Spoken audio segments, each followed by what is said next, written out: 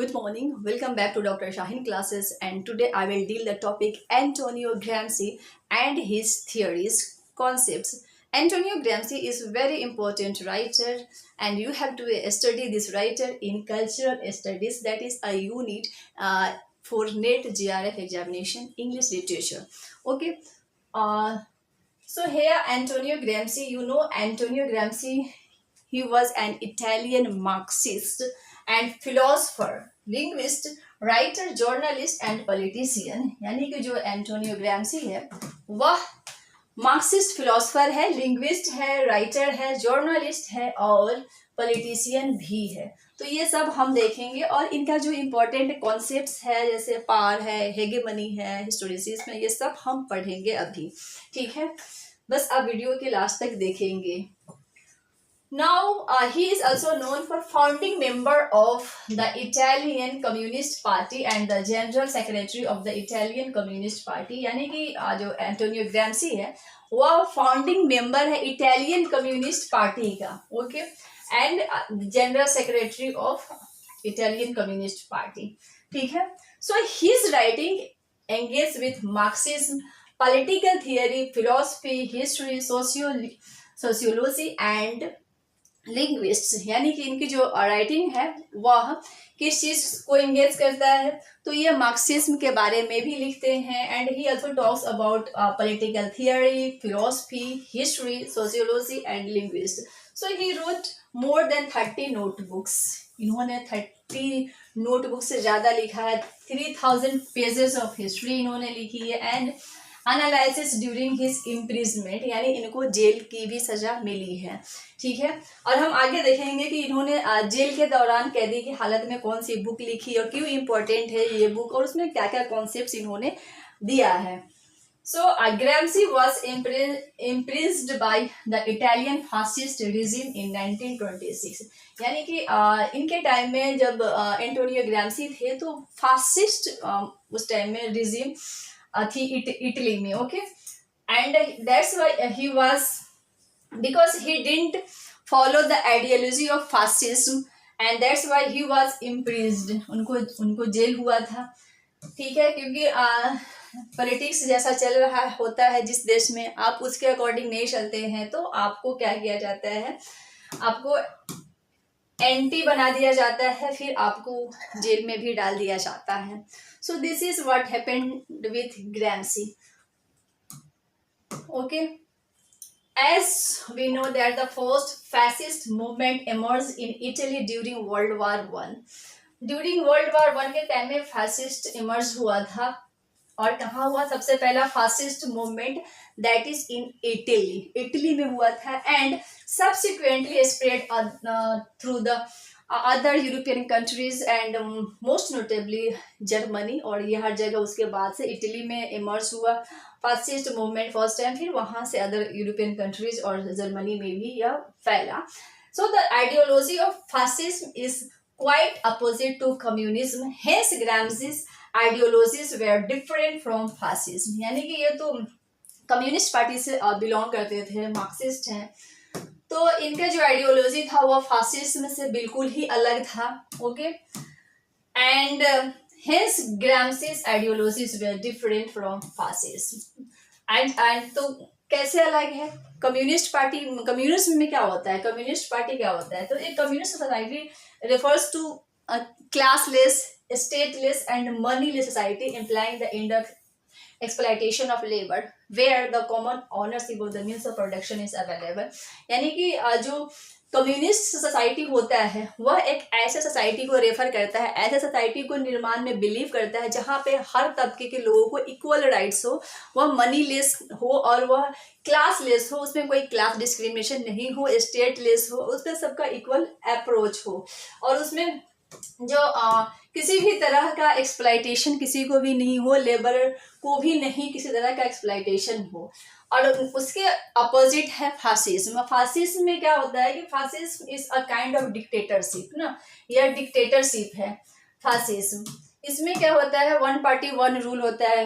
So that is one party one rule that contains the total control and doesn't allow democratic voice. यानी कि ये जो party होती है फासिज्म, वो वेरी डिफरेंट है कम्युनिज्म से.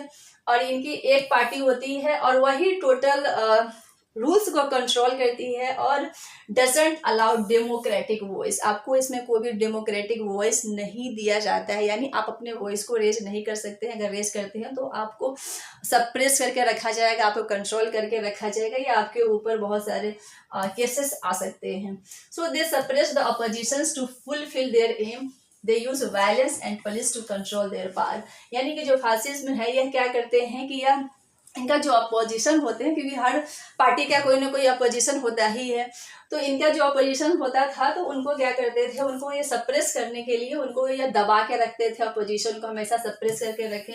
और पुलिस कंट्रोल का भी इन्होंने यूज किया, पार का भी यूज किया अपनी सत्ता को बनाए रखने के लिए. So it is a totalitarian society where people live under constant fear of government. यानी फासिज्म में जो है उसमें जो लोग रहते हैं समाज में, एक तो इनकी जो सोसाइटी होती है टोटलिटेरियन सोसाइटी होती है, जहाँ लोग डर डर के रहते हैं सरकार से, गवर्नमेंट से. यानी गवर्नमेंट जो कहेगा वही करेंगे, चाहे वो उनके मर्जी की ना भी लगे, सही नहीं भी लगे, तब भी वो डर से, खौफ से वह सरकार की बातों को मानना चाहते हैं, उनकी बातों को कंसेंट में रखते हैं. क्योंकि यहाँ पर आइडियोलॉजी जो है वह एक पार्टी की चलती है, एक गवर्नमेंट की चलती है. ओके, अब हम देखते हैं ग्रामसी की द प्रिजन नोटबुक्स.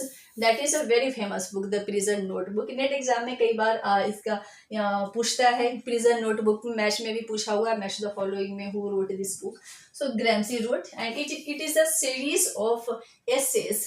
ये जो बुक है यह सीरीज है एसेस का, and it was written by him, and the notebooks were written between 1929 and 1935. यानी 1929 and 1935 के बीच में नोटबुक्स लिखे गए थे. when Gramsci was released from prison to medical center on grounds of ill health. यानी ग्रामसी की बहुत तबीयत खराब हो गई थी जेल में, तो उनको मेडिकल बेसिस पे उनको कुछ दिनों के लिए जेल से रिहा कर दिया गया था, रिलीज कर दिया गया था मेडिकल ग्राउंड पे. तो उस टाइम में इन्होंने ये बुक को लिखा था 1929 1935 के बीच में. इसमें यहाँ पर ये है, एक्सप्लोर करते हैं सोशलिस्ट मार्क्सिस्ट आइडियोलॉजी को, and including the history of Italy and Italian nationalism को भी ये एक्सप्लोर करते हैं.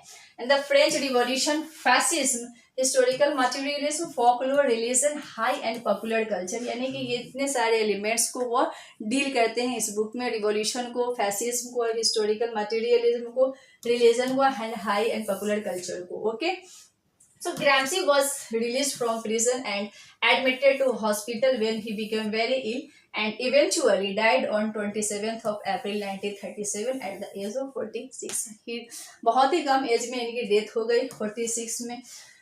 क्योंकि यह मर गए थे कब, इनको जेल से रिहा कर दिया गया था, बहुत तबीयत खराब हो गई थी.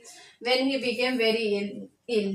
ठीक है, but his death was directly linked to worse prison conditions, but the Mussolini regime denied the fact that it was his incarceration that caused his death. यानी कि इनकी तबीयत कैदी की हालत में इनकी तबीयत बहुत ख़राब हो गई थी, वहाँ जेल में इनकी हालत बहुत बुरी हो गई थी और इस वजह से उनकी डेथ हो गई थी. लेकिन जो उस टाइम जो मुसोलिनी की सरकार थी वहाँ इस बात को, इस फैक्ट को नहीं माना कि हाँ जेल में रहने की वजह से इनकी मौत हो गई.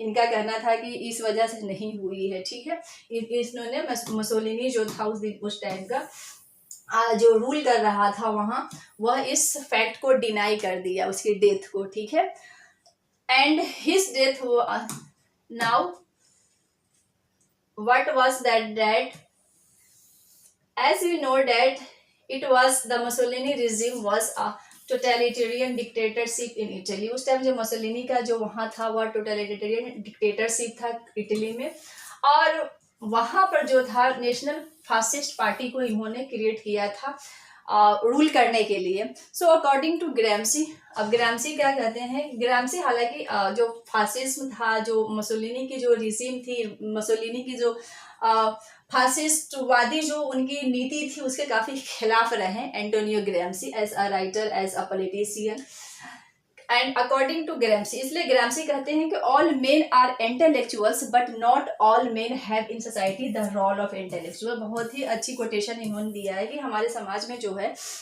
ऑल मेन आर इंटेलेक्चुअल्स हो सकते हैं but not all men in society the role of intellectuals. लेकिन हमारे समाज में जितने भी लोग हैं उनको इंटेलेक्चुअल्स का रोल नहीं मिलता है। इन्होंने इस चीज़ को रियलाइज किया। अब ग्रैम्सी को ही आप देख लीजिए, इतने पढ़े लिखे और इनकी इस तरह से इनकी मौत कर दी गई।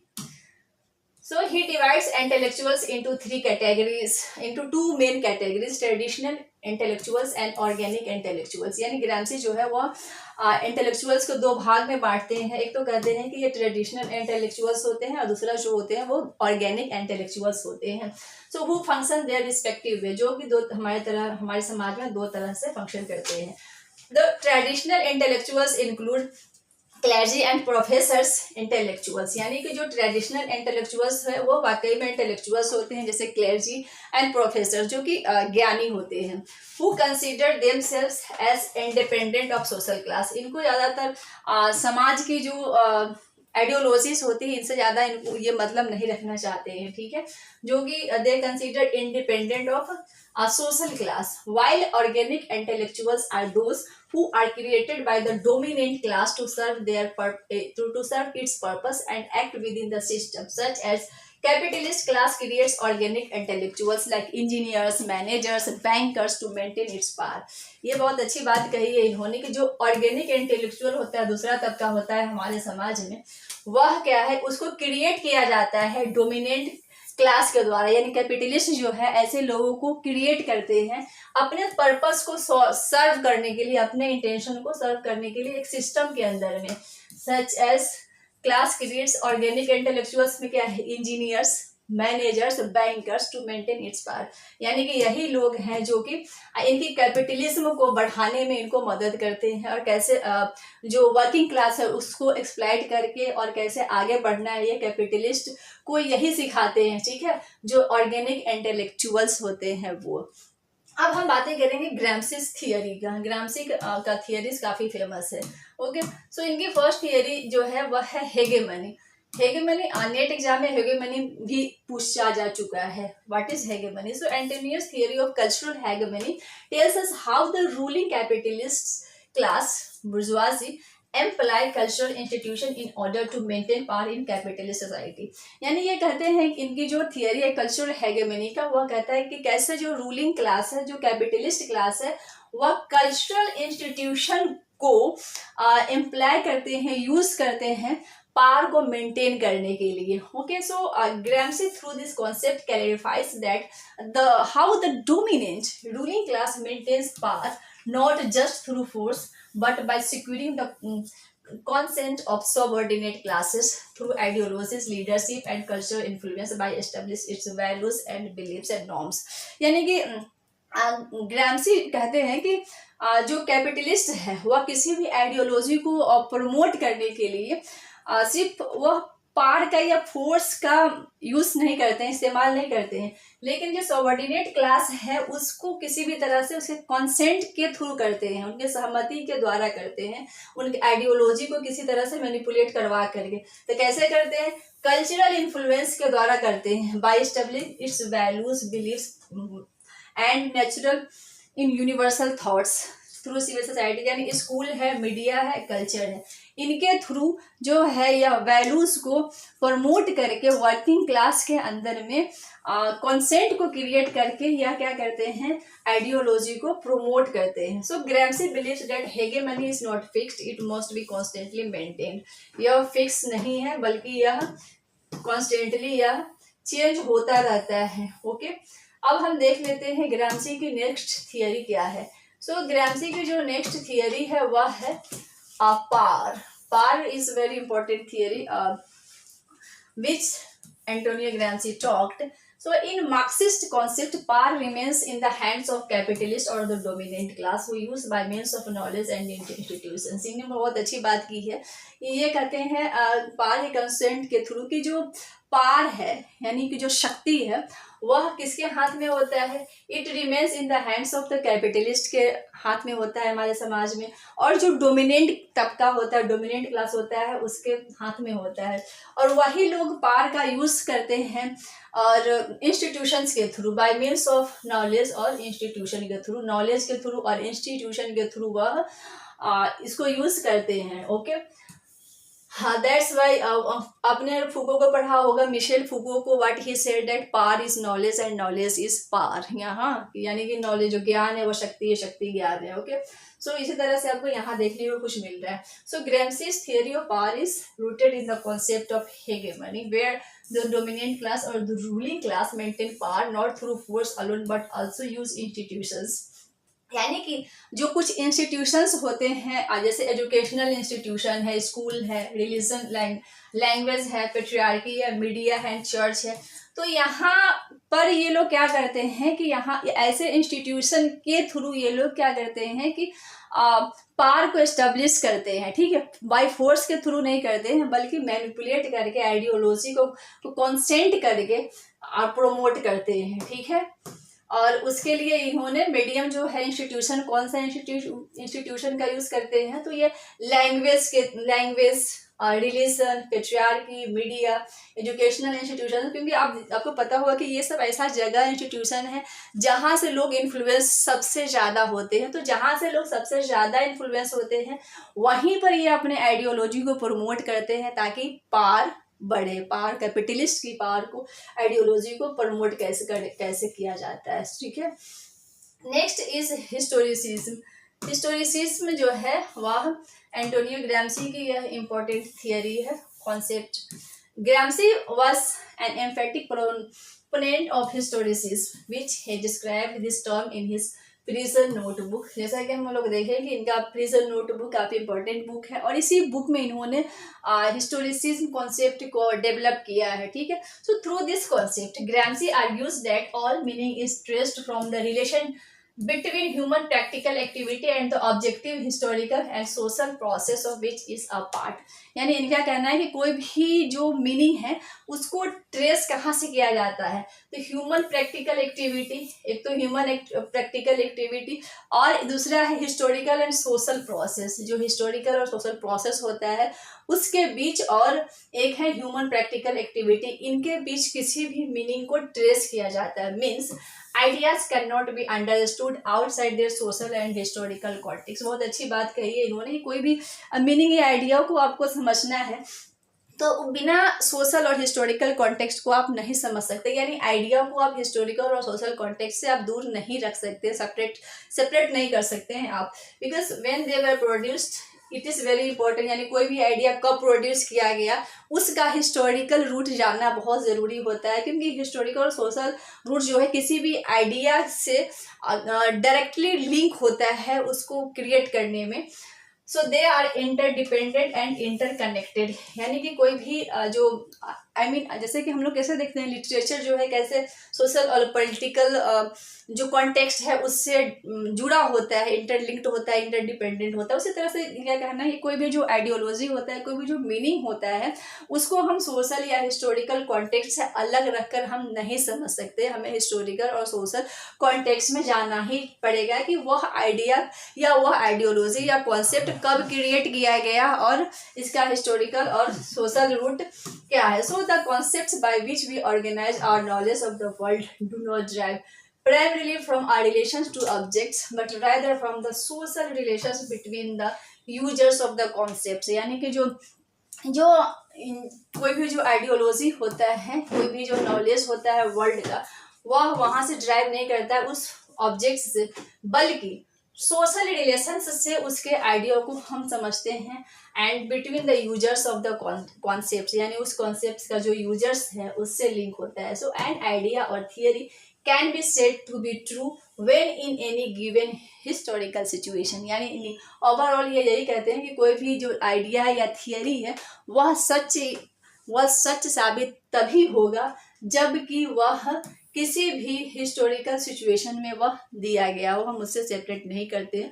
सो ये है एंटोनियो ग्राम्सी की ओवरऑल इनके कॉन्सेप्ट्स और एंटोनियो ग्राम्सी की जो इनकी जो लाइफ है, काफ़ी पेनफुल लाइफ रही इनकी, दो वो मैं आपको बताई। फिर the prison notebook, that is very important book है, वो मैं बताया कैसे इनका इंटेलेक्चुअल और ऑर्गेनिक इंटेलेक्चुअल्स है, समाज को कैसे दो भागों में बांटा इन्होंने, ये सब है hegemony, power and historicism. So these are very important concept by Gramsci. Thank you.